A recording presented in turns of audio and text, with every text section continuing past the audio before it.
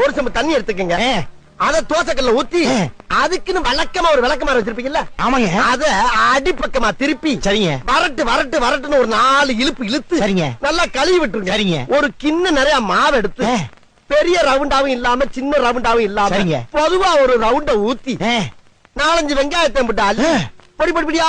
நறுக்கி அப்படியே மேலாப்ல பரபர தூவி விட்டு, சரிங்க, ஒரு நீளமான கேரட் எடுத்து அதையும் பொடி பொடியா நறுக்கி, சரிங்க, அப்படியே மேலாப்ல பரபர தூவி விட்டு, சரிங்க, ஒரு 16 கரண்டி நெய் எடுத்து, சரிங்க, அதுல 6 கரண்டி நெய்ய உள் சைடு அப்படியே லேசா விளாவி விட்டு, சரிங்க, 10 கரண்டி நெய்ய தோசைக்கு வெளி சைடு அப்படியே மேலாப்ல விளாவி விட்டு, சரிங்க, இட்லி பொடி இருக்கு பாத்தீங்களா, அத அப்படியே அள்ளி மலை சாரல் மாதிரி அதை மேலாப்ல பரபர அப்படியே பேய விட்டு, சரிங்க,